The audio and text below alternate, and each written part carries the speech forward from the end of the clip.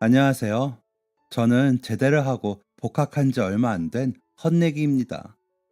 아직 졸업까지 두 학기나 남았지만 제 나이는 26살이나 되어 뒤늦게 학교 수업을 따라가느라 고전하고 있습니다. 그간 코로나로 비대면 수업이었다는데 지금은 마스크를 쓰긴 해도 학교에 나가게 되니 현역 친구들과 나이 차를 더 실감하게 돼 쑥스러운 날들을 보내고 있습니다. 그 와중에 과외 알바하느라 시간에 쫓겨 고생을 하고 있긴 하지만 그래도 전보다는 안정적인 상황이 된 것 같아 마음은 편합니다. 아직 이 변화에 적응을 해야 할 것 같기는 하지만 말이죠. 가끔 밤에 배달 어플로 알바를 다니면서 심심풀이로 여러 사연을 접하게 되었는데 제가 겪은 일들도 풀어보면 좋을 것 같아 이렇게 사연을 써 보내봅니다. 그러면서 제 정신도 정리할 겸 말이죠. 다소 무거울 수도 있는 사연이지만 들어주신다면 감사하겠습니다. 제가 10살이 되던 해에 저희 부모님께서는 이혼을 하셨습니다. 아버지는 의사셨는데 무슨 이유인지는 모르겠지만 항상 술에 취해 계셨습니다. 저를 말없이 안아주실 때마다 술 냄새가 풍겨왔죠. 엄마는 그런 아버지에게 소리를 지르며 화를 내셨고 그런 엄마를 말없이 바라보던 아버지는 슬픈 눈빛을 하고 절 보다가 서재로 들어가 버리시곤 하셨습니다. 그런 장면을 본 저는 마음이 불안했죠. 아버지가 갑자기 사라져버릴 것 같다는 생각을 했거든요. 그 불안함은 그리 멀지 않은 때에 현실로 다가왔습니다. 이제 막 더워지려고 할 때였는데 친구들과 자전거를 타고 땀을 뻘뻘 흘리고 돌아오니 아버지는 가방 두세 개를 챙겨 들고 계시더군요. 현우야, 아빠가 현우 보러 꼭 올게. 그러니까 엄마 말씀 잘 듣고 밥 잘 먹고 있어. 알았지? 라고 하시더니 제가 으스러질 것 같이 안아주시곤 집을 떠나셨습니다. 아버지에게 가지 말라며 울면서 매달렸지만 거칠게 저를 아버지로부터 떼어낸 엄마가 방으로 들어가. 우리 버리고 가는 사람한테 뭐하러 매달려? 라며 제 방으로 밀어 넣어버리셨던 게 기억이 납니다.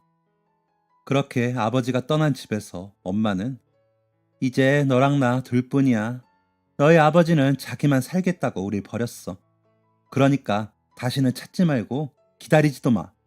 우리 이사도 갈 거야. 이 큰 집에 너랑 나만 어떻게 사니? 전학 갈 거니까 친구들한테 미리 인사해놔. 라며 차분한 듯 화가 난 듯 알 수 없는 목소리로 말씀을 하셨습니다. 그리고 한 달여가 지난 어느 날 저는 외가가 가까운 동네로 이사를 갔습니다. 전에 살던 집보다 훨씬 작았고 동네도 좀 어두운 것 같은 느낌에 오래되어 보이는 건물이 많은 곳이었고 놀이터도 멀고 학교도 멀었습니다. 전에 살던 아파트는 바로 학교와 맞붙어 있어 당연히 다 그런 줄 알았는데 아니더라고요. 이사를 간 후 엄마는 아침도 차려주지 않고 주무시기 바쁘셨습니다. 그럼 제가 밥과 반찬 하나를 꺼내어 챙겨 먹고 학교를 갔죠. 학교에서 돌아오면 엄마는 안 계셨기 때문에 저녁은 외할머니가 오셔서 차려주실 때가 많았는데 저를 예뻐해 주시거나 안쓰러워 하신다기보다 귀찮아 하시는 게 보여서 눈치를 보곤 했습니다. 거의 매일 늦은 시간에 술에 취해 들어온 엄마는 전보다 진해진 화장을 하고는 화장품 냄새와 술 냄새가 섞인 냄새를 풍기며 너희 아버지 같은 인간 만나서 내 인생 망쳤어. 나쁜 인간! 이라며 신세 한탄을 하곤 했습니다. 그럼 저도 엄마를 망치게 된 것 같아 속도 상하고 제 존재에 대해 부정적인 생각을 하게 되었던 것 같습니다. 그런 제가 도망칠 수 있는 곳은 만화와 책이었습니다. 그 속에는 재미있는 일들 뿐이었고 뭐든 제 상상으로 만들 수 있었으니까요. 말수도 적어지고 어두워진 저를 보며 엄마는 너는 왜 점점 너희 아빠를 닮아가니? 남자애가 나가서 친구들하고 놀기도 하고 해. 진짜 지긋지긋해. 라며 화를 내시기도 했습니다. 그럼 무작정 집에서 나와 괜히 골목을 걸어다니다가 집에 들어가곤 했습니다. 엄마는 그 사이 외출 준비를 하고 10,000원짜리 한 장을 내밀고는 먹고 싶은 거 사 먹어. 라며 나가버리셨습니다. 그렇게 남겨진 저는 너무 외로워서 한여름에도 더운 침대 속에 들어가 누워있곤 했습니다. 그러다 잠이 들면 아버지와 엄마가 사이가 좋아 즐겁게 소풍을 가던 그때의 꿈을 꾸기도 했습니다. 꿈에서 깨면 어두컴컴한 제 방을 둘러보곤 울기도 많이 울었습니다. 그때마다 절 보러 오지 않는 아버지에 대한 원망은 더 커졌죠. 왜 나를 버렸을까? 내가 무슨 잘못을 했지? 내가 없어지면 엄마가 날 찾을까? 라는 온갖 생각들이 저를 더 우울하게 만들곤 했습니다.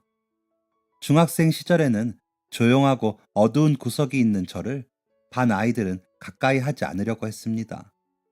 성적이 나쁘진 않았지만 잘 웃지 않는 저는 반에서 있는 듯 없는 듯 지내게 되었습니다. 엄마는 문제를 일으키지 않는 저에게 크게 관심이 없으셨습니다. 엄마는 무슨 일을 하시는지는 모르겠지만 항상 바쁘셨습니다. 저와 마주치거나 같이 밥을 먹을 수 있는 시간은 일주일에 두세 번 뿐이었기에 어쩌면 제 상황을 모르셨을 수도 있었겠죠. 저 역시 그런 엄마를 붙들고 조르거나 털어놓지 않았습니다. 가끔 마주치는 엄마는 너희 아빠가 혹시나 연락 오면 절대 안 만난다고 해. 알았어? 라는 말을 하셨기에 나쁜 아빠 때문에 힘든 엄마를 저까지 힘들게 할 수는 없다는 생각을 했거든요. 그래서 공부를 하지 않는 시간에는 만화를 보고 그림을 그리고 책을 보며 시간을 보내곤 했습니다. 그러던 어느 날 제게도 첫사랑이 찾아왔습니다. 그때가 중3이 올라간 지 얼마 안 된 때였는데 그때 막 전학 온 여학생이 제 옆자리에 앉게 되었습니다. 3교시가 끝날 때쯤 그 여학생이 너 눈이 참 예쁘다. 무슨 남자애가 속눈썹이 그렇게 길어? 엄마 닮았니? 라고 묻더군요. 누군가 저에게 그런 칭찬을 하며 말 건 게 너무 오랜만이라 당황스러워 고개만 끄덕였는데 그 아이는 깔깔 웃더니 너 되게 부끄럼쟁이구나 라며 절 계속 바라보더라고요. 그 모습에 전에는 느낄 수 없었던 쿵쾅거림이 느껴지며 제 얼굴이 붉어지는 게 느껴졌습니다. 그날부터 그 여학생과 저는 조금씩 말을 하기 시작해 어느 순간 둘이 붙어 다니며 떡볶이도 먹고 영화도 보고 햄버거도 먹으러 다녔습니다. 친구가 되었죠. 그 친구는 싹싹하고 활발해 선생님들도 반 아이들도 좋아했습니다. 그 덕분에 저까지 그 아이들 속으로 자연스럽게 섞일 수 있었습니다. 그러면서 저는 조금 밝아졌습니다. 친구의 이름은 지연이었는데 그 친구와 있으면 뭐든 신나고 잘할 수 있을 것 같았습니다. 고등학교도 같이 가자고 약속을 하고 같은 고등학교로 진학했습니다. 지연이는 성적이 좋진 않았는데 저와 같이 공부하며 성적이 좋아졌다며 고마워. 내가 이 은혜는 평생 갚을게. 진짜 너는 나중에 선생님 되라. 라고 저를 치켜 세워줬습니다. 그런 지연이가 좋았습니다. 지연이 덕분에 마음 붙일 곳이 생긴 저는 성적도 더 좋아졌습니다. 엄마는 제가 눈에 띄게 좋아진 성적을 보시고도 별 말을 하지도 잘했다고 칭찬도 하지 않으셨습니다.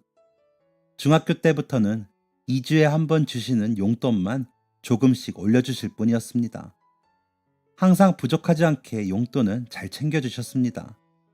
그래서 지연이와 학교 밖에서 만나 놀 때도 넉넉할 수 있어 다행이긴 했습니다. 지연이는 대학도 같이 가자고 약속을 하자며 저를 조르곤 했습니다. 우리는 그러기 위해 열심히 공부를 했습니다. 어려운 부분은 선생님들께 여쭈어도 보고 서로 부족한 부분을 채워주며 성적을 올리기 위해 노력했습니다. 그 결과 저희는 바라던 대학에 함께 합격했고 각자 원하는 과에 합격했습니다. 그렇게 저희는 함께 원하는 것을 얻기만 하면 된다고 생각을 했습니다.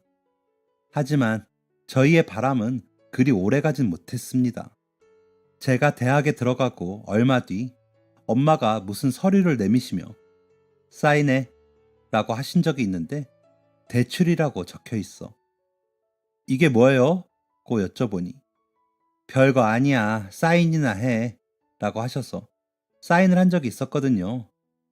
근데 그 대출을 엄마가 갚지 못하신 건지 독촉 전화가 와 상담원에게 여쭤보니 3천만 원 대출을 받으셔서 3개월만 납부하시고 그 뒤로 계속 미납이 되었다며 갚지 않으면 신용 불량자가 된다고 하시더라고요.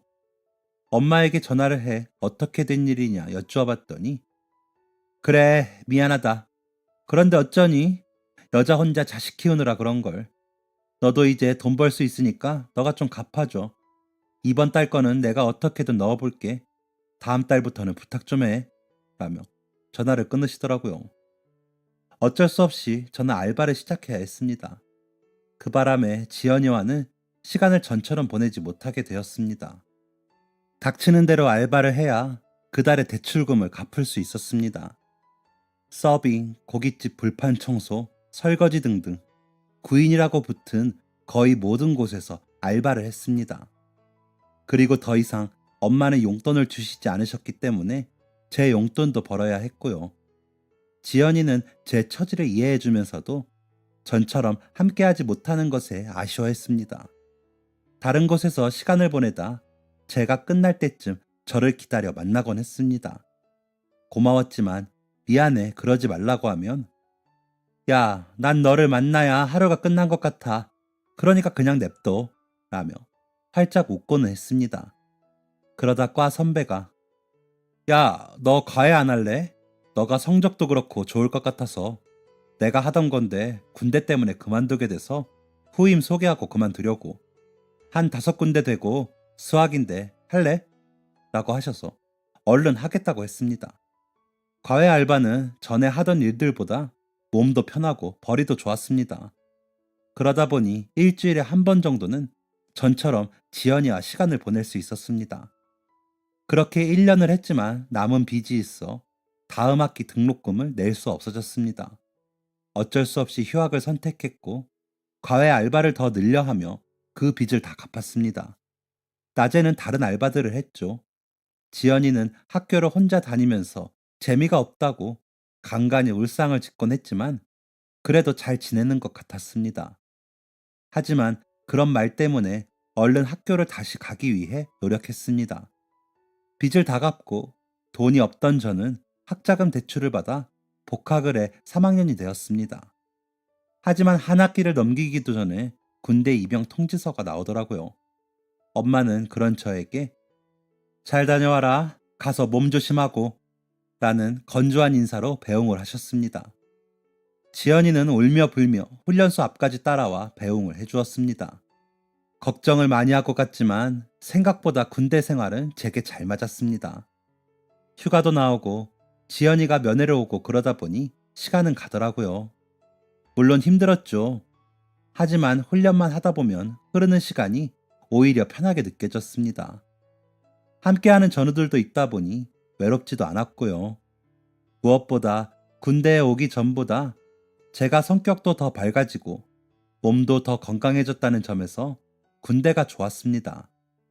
제대를 하고는 복학을 위해 한동안 또 끊임없는 알바를 해야 했습니다. 엄마는 여전히 술에 취해 저만 보면 돈이 없다고 하셨기 때문에 뭐라도 해야 했습니다. 낮에는 택배를 나르고 저녁에는 과외 알바를 했습니다. 군대에 가기 전보다 더 바빠졌죠. 지연이는 벌써 졸업을 하고 회사에 다니고 있었기에 저희는 더 만나기 어려워졌습니다. 다른 남자들처럼 좋은 것도 못 해주는데 그래도 저를 위해 시간을 내주는 지연이에게 미안함이 커졌습니다. 이상하게도 그 미안함이 커질수록 어린 시절 보았던 아버지의 그 쓸쓸한 얼굴이 떠올랐습니다. 어떤 것으로도 채워지지 않을 것 같은 그 허망한 눈빛이 떠오르고 나면 저를 버리고 가서 다시는 찾지 않았던 그 원망도 함께 떠올랐습니다. 오랫동안 그리워했고 기다렸지만 오지 않았던 그 아버지란 사람을 미워하는 마음은 생각보다 커서 가끔 가슴이 답답해질 정도였습니다. 그럴 때는 운동을 격하게 하거나 괜히 청소를 하거나 했습니다. 엄마는 가끔 함께하는 식사 시간에도 저를 물끄러미 바라보다가 진짜 너희 아버지랑 똑같구나. 다른 아들들은 그렇게 엄마 걱정을 하고 챙기고 한다던데 너는 어떻게 군대까지 다녀온 애가 엄마가 뭘 하는지 돈은 부족하지 않는지 궁금해하지도 않니? 너도 먹고 살만해지면 이 엄마 두고 떠나겠지. 그 씨가 어디 가니? 내가 힘들게 돈 벌어 헛짓거리 하는 거지. 학교는 다시 다닐 거니? 뭐 공부 중요한 것도 너희 아빠 닮았네. 내가 미친년이지. 저걸 왜 달고 나와서 이 고생일까? 라며 낮은 목소리로 저를 비난하시곤 했습니다. 둘이 먹건 외할머니, 외할아버지와 함께 식사를 하건 상관없이 그 특유의 짜증 섞인 얼굴로 그렇게 저에 대한 비난이 끝나고 나면 자신의 신세 한탄이 이어졌죠. 나는 결혼만 안 했어도 나름 손꼽히는 유명 배우가 되었을 사람인데 그 거지 같은 인간 만나는 바람에 애를 낳고 이 모양 이 꼴로 산다. 자기를 그렇게 만들었으면 책임을 끝까지 졌어야 함에도 그러지 못한 그 인간은 아주 나쁜 인간이다. 다른 남자를 만나 팔자를 고쳐보려고 해도 애 딸린 여자라 다들 손사래를 친다. 자식 없이 나만 있었다면 아마 나는 진작 사모님 소리 들으며 새 인생 살았을 거다. 그러니 나한테 잘해라 등등. 어린 시절부터 귀에 딱지가 앉을 것처럼 들었던 이야기들을 하고 또 했습니다. 그나마 외할아버지와 외할머니가 계시면 저는 조용히 자리를 피할 수 있었지만 저 혼자 있을 때 그러시면 자리를 피하지도 못하고 끝날 때까지 계속 들어야 했습니다. 그렇게 한바탕 저에 대한 비난과 엄마의 신세 한탄을 듣고 나면 가끔은 진짜로 제가 세상에서 사라져버리면 얼마나 좋을까 하는 생각을 했습니다. 그리고는 그 슬픈 얼굴의 아버지를 떠올리고 깊이 깊이 미워했습니다. 그 방법밖에는 없었으니까요.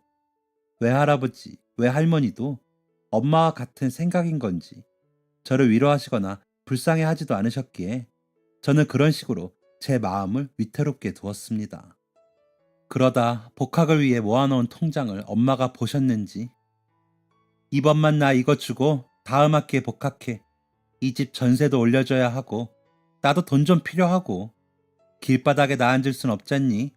라며 돈을 요구하시더라고요. 사실 두 학기가 남았기에 세 개의 통장에 돈을 나누어 모으고 있었고 그 통장은 그중 하나였기에 여유는 있었습니다. 하지만 저번에 제 명의로 받았던 신용대출이 생각나 선뜻 내밀진 못하겠더라고요. 그래서 쭈뼛거리고 있는데 별이 번쩍하는 게 느껴지더라고요. 지금 이까짓 게 아까워서 못 주니? 이게 끝까지 널 책임진 이 엄마에 대한 보답이야? 어쩜 쪼잔한 것도 제 아빠를 닮아서는 야 됐어 주지 마. 대신 너도 이제 이 집에서 먹고 쓰고 하는 돈 다달이 내. 그동안 거저 먹고 살게 해주니 그게 당연한 줄 알지 라고 하시는 겁니다. 엄마의 손찌검에 정신이 번쩍 난 것인지 아버지에 대한 미움이 엄마에 대한 분노로 발산이 된 것인지 뭘 얼마나 잘 먹이고 입히고 키웠다고 그래요. 대출도 내가 갚아줬잖아요. 나 그거 갚느라 죽을 뻔했어요. 휴학도 했잖아요. 나한테 애정도 안 주고 키웠으면서 다 크니까 돈은 탐이 나요. 맨날 밥 사 먹을 돈밖에 더 줬어요. 아침도 내가 일어나서 차려 먹었잖아. 다른 부모들은 자식한테 해주는 걸 당연하게 해줘요. 엄마나 그 사람이나 다를 게 뭐예요? 난 그 사이에서 생긴 최대 피해자일 뿐이잖아요. 라고 소리를 치고는 밖으로 나와버렸습니다. 소리를 치는 절 보며 놀란 엄마는 멍하니 보고 있더라고요. 마음을 진정시키기 위해 동네를 그저 무작정 걷다 지연이에게 전화를 했습니다. 마침 집으로 돌아오고 있다고 하기에 지하철역으로 마중을 갔습니다. 제 얼굴을 보더니 무슨 일 있어? 얼굴은 왜 이래? 라며 묻는데 그저 웃었지요. 지하철역 바로 앞에 있는 커피 전문점에 들어가 엄마와 있었던 일을 이야기를 하는데 눈물이 나더라고요. 그런 저를 지연이는 옆에서 위로해줬습니다. 그러면서 이야기를 다 듣고 난 지연이는 차라리 아버지를 좀 찾아보는 게 어때? 어머니도 여태 그렇게 화를 내실 정도면 아버지를 찾아서 보상해달라고 해보는 것도 나쁘진 않은 것 같아 라며 이야기를 하더라고요. 순간적으로 그래 볼까 싶었지만 겁이 났습니다. 찾은 아버지가 아직도 그런 슬픈 눈으로 저를 바라볼 생각을 하니 숨이 막힐 것 같았기도 했고요.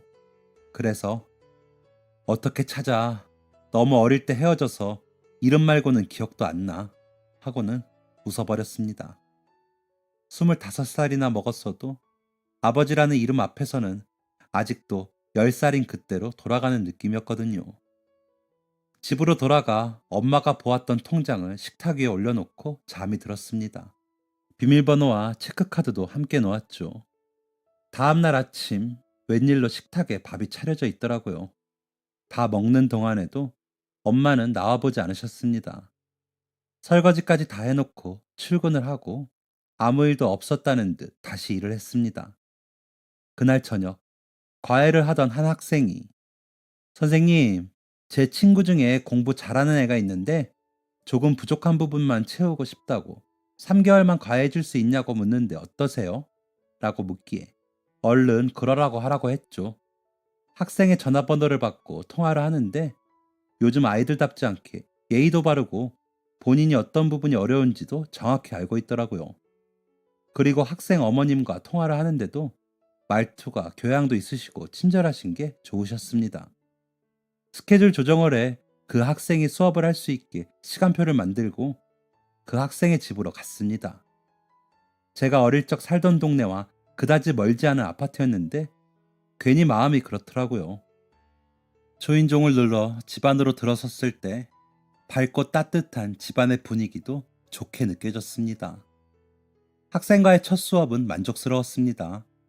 총명한 학생이라 알아듣기도 잘 알아들었고 겸손한 학생이었기에 수업하기 좋았거든요.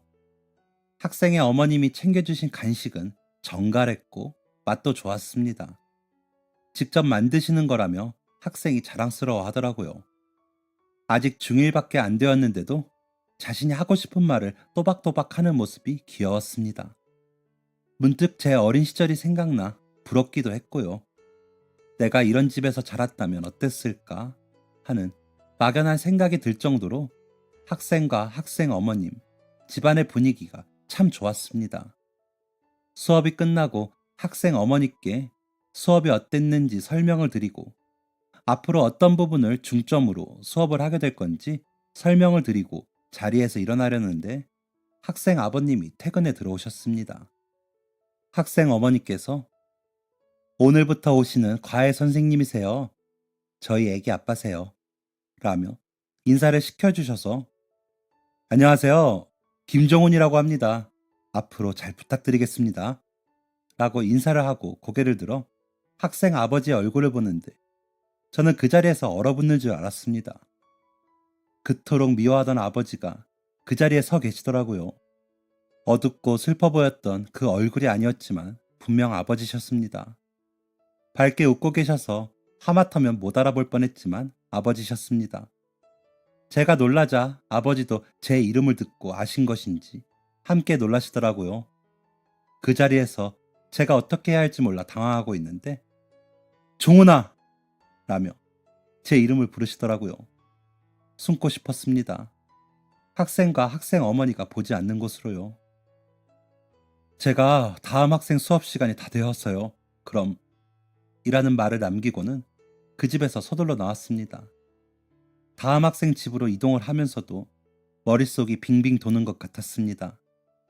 거기가 아버지가 사는 집이라니. 엄마와 나를 버리고 그렇게 따뜻한 집에서 그렇게 웃으며 잘 살고 있었다니. 그런 생각이 들자 온몸이 덜덜 떨릴 정도로 추워지더라고요. 세상에 저 혼자 남아 태풍과 싸우는 기분이었습니다. 그날 밤 집으로 돌아와 지연이와 통화를 하며 오늘 있었던 일에 대해 이야기를 했습니다. 엄마는 집을 비우고 안 계셨기에 조금은 격양된 목소리로 나는 그렇게 부러우지도 않더니 다른 아이가 있더라. 걔도 남자아이였어. 참나. 그래서 날 잊어버린 걸까? 라고 이야기하는데 눈물이 나더라고요. 지연이는 아무런 말도 없이 듣다가 그분에게도 무슨 사연이 있지 않을까? 다시 한번 만나서 이야기를 나누어 보는 게 어때? 혼자 가기 그러면 내가 같이 가줄게. 라고 하더군요. 그 사람의 사연 따위 궁금하진 않았지만 왜 나를 버리고 오지도 않았는지 궁금하긴 했습니다. 자식을 버리고 다른 자식을 낳아 그렇게 잘 키웠으면서 제 생각은 안 났는지도 궁금했고요. 하지만 뭐라고 하며 제가 그 사람에게 먼저 보자고 해야 할지 모르겠더라고요. 그래서 지연이에게 생각 좀 해볼게 라고는 전화를 끊었는데 문자가 와 있더군요. 종훈아, 아빠다. 아까는 너무 놀랐지? 시간 괜찮으면 아빠 좀 만나줄래? 너가 정하는 시간이면 아빠는 다 괜찮아. 아빠는 아직도 그 동네에서 병원을 하고 있어. 그쪽으로 와도 좋다. 라는 메시지였습니다. 15년을 버려놓았다가 이제 와서 이렇게 구는 것이 이해가 가지 않았습니다. 지연이 말처럼 혹시나 무슨 일이 있었던 건 아닐까 하는 생각이 들기도 하더군요. 그래서 지연이와 그 사람을 만나기로 했습니다. 혼자서는 도저히 갈 엄두가 안 나더라고요. 약속 장소에 나가보니 그 사람은 먼저 와 기다리고 있었습니다. 마스크를 꼈는데도 한 번에 아버지인지 알겠더라고요. 지연이도 저분이라며 단번에 알아볼 만큼 저와 닮은 얼굴이었으니까요. 자리에 앉으며 저랑 오랫동안 만난 친구예요. 졸업하면 결혼하려고요. 그래서 겸사겸사 데리고 왔어요. 라며 지연이를 소개했습니다. 그러자 환히 웃으며 그래요. 고마워요. 나와줘서. 라는 그 사람의 얼굴을 보니 울분이 느껴졌습니다. 그렇게 웃으실 줄도 아시네요. 제 기억엔 그런 표정이 없는데. 라고 말하는 저를 본 그 사람은 그때는 아빠가 많이 힘들었어. 미안했다. 그래, 잘 지냈니? 학교도 좋은 곳으로 갔더구나. 군대는 잘 다녀왔고. 라며 마치 좋은 아버지가 아들을 걱정하듯 물으시더라고요. 그런 그 사람의 모습을 보자니 미움과 원망이 마음속에서 똘똘 뭉쳐서 단단한 덩어리가 되는 것이 느껴졌습니다. 그 덩어리로 저 사람을 어떻게든 아프게 하고 싶다는 생각을 했죠. 갑자기 그게 왜 궁금하세요? 10살짜리 아들을 버리고 보러 오지도 않으셨잖아요. 다른 분 만나시느라 바쁘셨어요. 새 아들이 태어나니 저 같은 건 안중에도 없으셨어요. 엄마는 그렇다 쳐도 저는 챙기셨어야 하는 거 아니에요? 잘 지냈냐고요? 제 꼴을 보세요. 잘 지낸 것처럼 보여요? 라며 그 사람에게 냉소적으로 말을 했습니다. 그러자 그 사람은 그랬구나. 미안하다. 그래, 아빠가 무심했지. 라고 하시는데 아빠 소리가 되게 자연스러우시네요. 저는 너무 생소한데 앞으로 과외는 못할 것 같아요. 그리고 다시는 이렇게 만날 일도 없고요. 앞으로도 지금까지 그랬던 것처럼 서로 없는 사람으로 생각하며 살아요. 라고 하고는 그 자리에서 일어나 나와버렸습니다. 지연이는 인사를 하며 저를 따라 나오면서 아무 말 없이 제 팔을 꼭 잡아주더라고요. 얼른 그 자리를 벗어나고 싶었기에 그런 지연이의 손을 잡고 거의 뛰듯이 나와 택시를 탔습니다. 동네로 가주시라고 기사님께 말씀을 드리고는 흑흑 소리를 내며 울었습니다. 그분, 아버지는 제가 말을 하는 동안 그때 그 슬픈 표정으로 돌아가 있더라고요. 나라는 존재는 아버지를 그렇게 슬프게만 하는 존재라는 게 속상했습니다. 행선지에 도착해 택시에서 내려 버스 정류장에 앉아 한동안 멍하니 있었습니다. 그런 제 곁에서 말없이 있어주던 지연이는 그런데 너희 아버지 널 바라보시는 게 되게 사랑스러운 눈빛으로 보시던데 널 잊고 살았다고 하기엔 너무 사랑스럽게 보셔서 좀 놀랐어 라고 하는데 그 부분에서 저도 공감을 했습니다. 하지만 그런데도 저를 찾지 않은 사실이 달라지진 않으니 뭐 크게 동요되지도 않았죠. 배가 고프다는 지연이를 데리고 가 밥을 먹고 집으로 돌아와 침대에 눕는데 그 어떤 하루보다 길었고 고된 하루를 보낸 것 같이 느껴졌습니다. 그렇게 멍하니 있다 잠이 들었다가 일어나 보니 출근 시간이더군요. 휴일을 그렇게 보내 아쉬운 마음이 가득한 아침이었습니다. 그렇게 저는 다시 제 일상으로 아무렇지도 않게 돌아갔습니다. 며칠 후 그 학생의 어머니가 전화를 하셨더라고요. 받을까 받지 말까 고민을 하다가 전화가 끊겼습니다. 그 후로도 전화는 2번이 더 울렸고 3번째 벨이 울릴 때 저는 못 이기는 척 받았습니다. 여보세요? 라고는 아무 말도 하지 않으시기에 할 말이 없으시면 끊겠습니다. 라고 했더니 선생님, 성함 보고 아이 아빠에게 말을 할까 말까 했지만 혹시나 싶어 말하지 않았어요. 동명이인일 거라고 생각했고요. 그런데 집에 들어서는데 어쩌면 가능하겠다 싶어 아이 아빠에게 야간 진료 보지 말고 얼른 오시라고 한 거예요. 라고 하시더라고요. 그럼 저를 찾길 원하셨다는 건가요? 라고 물으니 네, 아이 아빠는 종훈 씨를 너무 그리워했어요. 저희 아이를 보면서도 종훈 씨도 그랬다며 많이 이야기했거든요. 라고 하시는데 믿을 수가 없더군요. 그런데 왜 여태 한 번도 찾지를 못하셨대요? 라고 묻자 종훈 씨 정말 몰라요? 어머니한테 계속 양육비를 보내면서 종훈 씨 보여달라고 했는데 어머니가 아이가 혼란스러워 한다면서 안 보여준 거? 그러면서 양육비 끊으면 알아서 하라고 돈이나 더 내놓으라고 하시는 바람에 제가 원망도 많이 했어요. 라는 겁니다. 양육비요? 라고 되물으니 몰랐군요. 그럴 수 있죠. 종훈 씨도 아이였으니까. 종훈 씨 아버지 그간 편하게 살지 못했어요.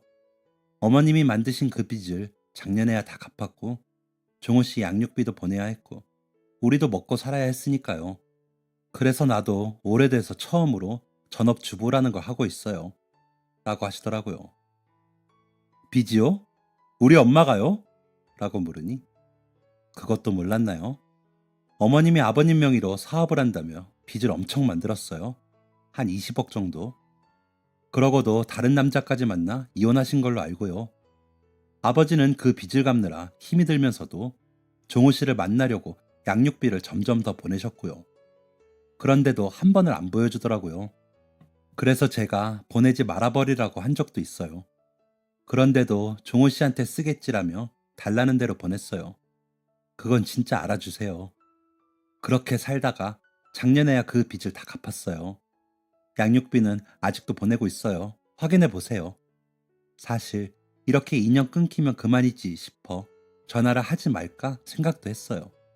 그런데 며칠 전 종훈 씨 만나고 온 아버지가 너무 힘들어 하세요.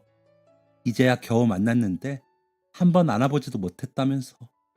이제 본인보다 더 커진 그 아이에게 미안해서 어떻게 하냐면서 매일 울어요. 종훈 씨, 제발 오해를 풀고 아버지 다시 한번 만나서 이야기 좀 들어주면 안 돼요? 라고 하시더라고요. 어안이 벙벙했습니다. 내가 알던 아버지와는 정반대의 이야기들이었으니까요. 그런데 그렇게 빚도 많은 사람과 왜 결혼하셨어요? 라고 물으니 저는 그전부터 함께 일하던 간호사였어요. 매일 술만 마시다 쓰러진 그 사람을 간호하다 제가 고백을 했어요. 너무 좋은 분이라 조금이라도 웃게 해드리고 싶다는 생각을 했거든요. 우리는 결혼식도 못했어요. 처음엔 살림도 안 합치려는 거 아이가 생기는 바람에 합쳤죠. 그때 어머님이 오셔서 제 머리채도 잡으셨어요. 위자료 더 내놓으라고요. 그런데도 아버님을 떠나지 않은 건 그 모든 걸 뛰어넘을 만큼 착한 사람이어서였어요. 라고 하시는데 머리가 어지러웠습니다. 일단은 생각을 해보겠다고 하고는 전화를 끊고 한동안 멍하니 그 자리에 서 있었습니다. 이제 막 들기 시작한 단풍이 햇빛과 어지럽게 절 괴롭힌다는 생각이 들다 정신을 차렸습니다. 그날 하루를 어떻게 보내는지 모르겠습니다. 그날 저녁 집으로 가 엄마를 기다렸습니다. 새벽 2시쯤이 되자 문을 열고 들어오는 엄마에게 엄마, 아버지한테 양육비 받은 통장 어디 있어요? 라고 물었더니 깜짝 놀라 저를 보더군요. 진짜 받았구나. 그래놓고 그동안 나 키우기 힘들다고 그렇게 나를 구박하고 그랬구나. 그럴 거면 날 그냥 아버지한테 보내지 그랬어요. 아, 돈 때문에 못 보냈구나. 아버지랑 나는 엄마한테 그저 돈이었구나. 그래서 아버지 그렇게 망하게 해놓고 이혼했으면서 뻔뻔하게 날 그런 식으로 키웠구나. 라고 소리를 치니 술 냄새를 풍기며 놀란 듯 보이던 엄마는 그래서 뭐? 내가 배우로 성공만 했어봐. 그까짓 돈? 별것도 아니야. 참나. 별것도 아닌 걸 가지고 일이 소란이야. 그래서 내가 널 굶겼어? 너 옷도 사입히고 다 했잖아! 라며 오히려 기세가 등등해 큰 소리를 치더라고요. 앞으로 양육비 받지 못하실 거예요. 아버지, 이제 그만 좀 놔주세요. 라고 했더니 갑자기 돈을 왜 끊어? 너가 뭔데 돈을 받아라 말아야? 너가 뭐야? 라며 달려들어 저를 마구 때리다가 혼절하셨습니다. 너무 놀라 119에 신고를 했고 곧 구급대원들이 정신을 잃은 엄마를 병원으로 모시고 가셨습니다. 저 역시도 같이 갔죠. 눈물도 안 날 만큼 모든 상황이 꿈인 것 같았습니다. 아버지와 사시는 그분이 챙겨주셨던 간식이 갑자기 떠오르더군요. 제 현실이 더 비참하게 느껴져 속상했습니다. 병원에 실려가서도 정신을 차리지 못하신 엄마는 각종 검사를 받게 되었습니다. 그러다 응급실에서 병실로 옮겨져 그 다음날도 집으로 가지 못하셨습니다. 정신을 차린 엄마는 집에 가겠다고 하셨지만 이 부분에 종양이 보이는데 악성인지 아닌지 보셔야 해요. 그동안에도 정신을 잘 잃으셨어요? 아프셨을 텐데 왜 이제야 병원에 오셨어요? 라는 의사 선생님의 말에 잠잠해지더군요. 외할머니께 연락을 했는지 외할머니가 오셔서는 아이고 내 새끼 이게 무슨 일이냐 우시는데 엄마와 한통 속인 것 같아서 보기 싫었습니다. 그런 두 분을 뒤로하고 집으로 와 엄마 통장이나 이런 걸 찾아 은행으로 가 찍어보았지만 진짜 한 푼도 없더군요. 하다못해 보험도 없었습니다.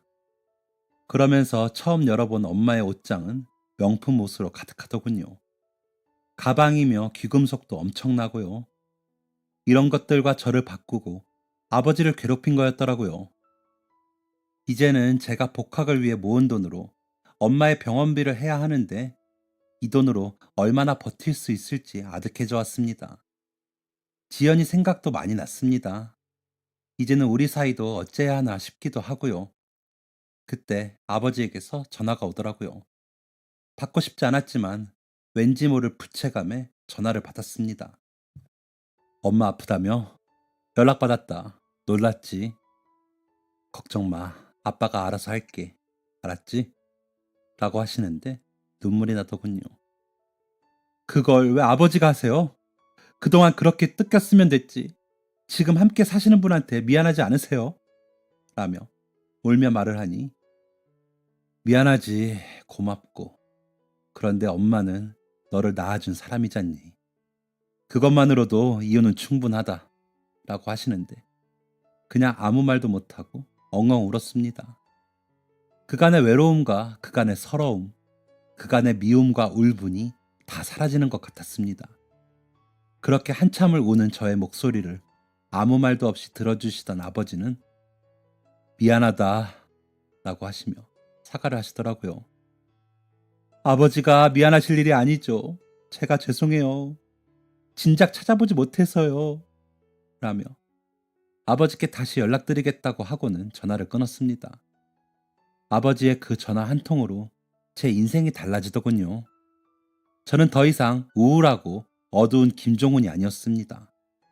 그간에 밝아지고 있다라고 생각하면서도 가지고 있었던 어두운 면이 다 지워지는 기분이었습니다.